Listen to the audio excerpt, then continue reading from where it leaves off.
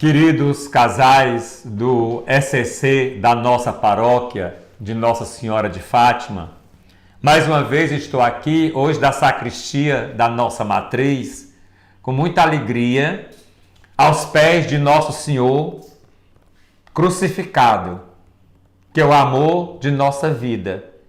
E esta formação nós estamos dando por Ele. Ele que nos dá a verdadeira alegria, junto com a sua mãe, a Virgem Maria. E hoje é o dia de nós meditarmos sobre o capítulo 10 e o capítulo 11 do Evangelho de São Lucas.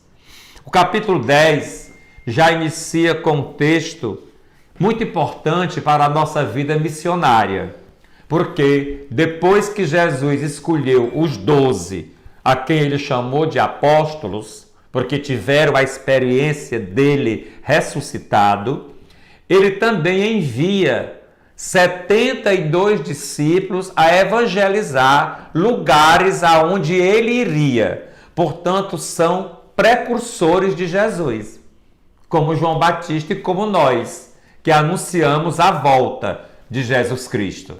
Então, interessante que ele envia em 72 aos lugares que ele ia, na função missionária de evangelizar os pobres, de curar os enfermos, de expulsar os demônios. E nós interpretamos aqui expulsar os demônios, também expulsar todo tipo de pecado. E é interessante que Jesus enviou 2 a 2. Por que 2 a 2? Alguém já se perguntou? 2 a 2 para que um possa ajudar o outro.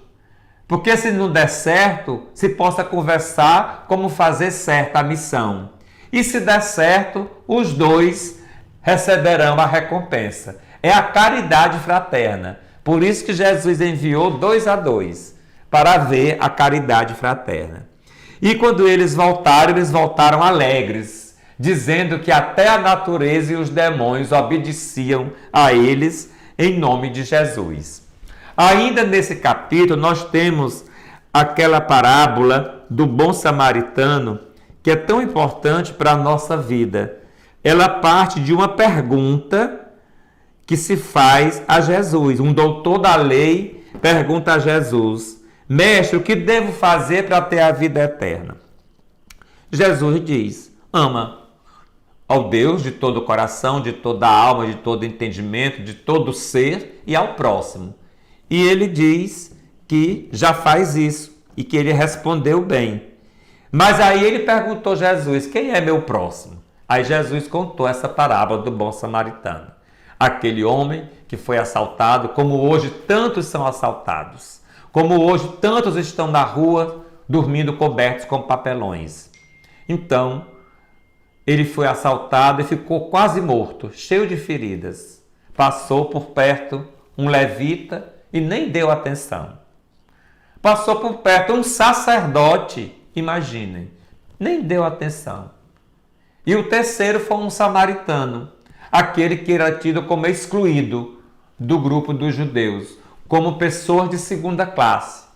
E foi este samaritano que acolheu, que curou as feridas daquele que foi assaltado, que levou para uma pousada. Então Jesus disse que este é que foi o próximo. O próximo é aquele que faz o bem. É aquele que ajuda gratuitamente, sem interesse. Porque quando a ajuda é feita por interesse, não é amor, é egoísmo. No fundo, a pessoa está pensando em si mesmo. Ainda no capítulo 10 de São Lucas, nós temos uma cena muito interessante a meditar, que é aquele dia que Jesus vai se hospedar lá em Betânia, na casa de Lázaro, Maria e Marta, que eram os seus grandes amigos. E ali, Marta fica muito atarefada, preocupada em arrumar a casa, em fazer a alimentação para o hóspede, enquanto Maria, a irmã, ficou junto com Jesus, dando atenção a ele e ouvindo o que Jesus tinha a dizer. E quando Marta vem reclamar que Maria não estava ajudando, Jesus nos diz uma coisa que ainda serve para hoje. Marta, Marta, tu te preocupas com muita coisa inútil. Tudo passa, só fica Jesus. Maria escolheu a melhor parte. Esta parte não lhe será tirada. A igreja interpreta Marta como a vida missionária, ativa da igreja, e Maria como a vida de oração, a vida contemplativa. Então Jesus diz que a vida contemplativa precede a missão. Por isso que Maria escolheu a melhor parte. Por isso que nós temos que ser homens e mulheres de oração. Antes de sermos missionários, antes de irmos para as pastorais, temos que estar com o Senhor, ouvindo o Senhor, na contemplação, na oração, para que Ele nos prepare para a missão.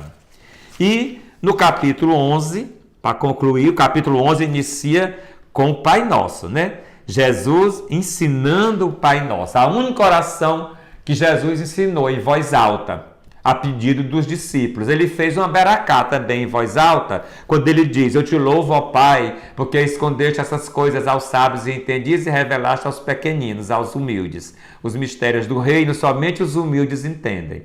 Mas quando pediram para ele ensinar a rezar, Jesus ensinou o Pai Nosso, que tem 7 pedidos. Os 3 pedidos é dirigido ao Pai, os 3 primeiros. E os 4 últimos é mais entre nós. Então, Pai nosso que estás no céu, santificado seja o seu nome. É o primeiro pedido. Santificar o nome de Deus, nosso Pai. Venha a nós o vosso reino. É o segundo pedido. O reino está presente, mas será pleno no futuro, quando Jesus voltar. Seja feita a vossa vontade. É o terceiro pedido. Se é para fazer a vontade de Deus e não a nossa, é ser obediente ao que Deus quer de nós. Depois temos mais 4 pedidos na segunda parte. O pão nosso de cada dia, dai-nos hoje, o pão de cada dia. E aqui também é o pão da palavra, é o pão da cultura, é o pão da amizade, é o pão do sorriso, é o pão da fraternidade, é o pão da igualdade, é o pão da alegria, é o pão da solidariedade. Não é só o pão material, é o pão nosso de cada dia. Dai-nos hoje. Perdoai-nos as nossas ofensas. É o 5º pedido. Assim como nós perdoamos. Então, Jesus só vai nos perdoar se a gente perdoar. E não nos deixeis cair em tentação. O 6º pedido. Porque o tentador ronda, como diz o Salmo 89, em torno de nós, como o leão que ruge. Mas livrai-nos do mal. É o 7º pedido. Portanto, sempre que nós rezarmos o Pai Nosso, vamos ter em mente que são esses 7 pedidos que nós fazemos a Deus. E essa é a parte mais contundente do capítulo 11, que nós devemos reter em nosso coração. Então, que todos tenham boa meditação, boa leitura e que, sobretudo, o estudo da Bíblia não é para estudar e ficar só no intelecto. Nós estudamos a Bíblia para termos uma oração de qualidade. Daí é importante, sempre que terminar o estudo da Bíblia, se apegar a uma palavra e fazer uma oração ao Senhor.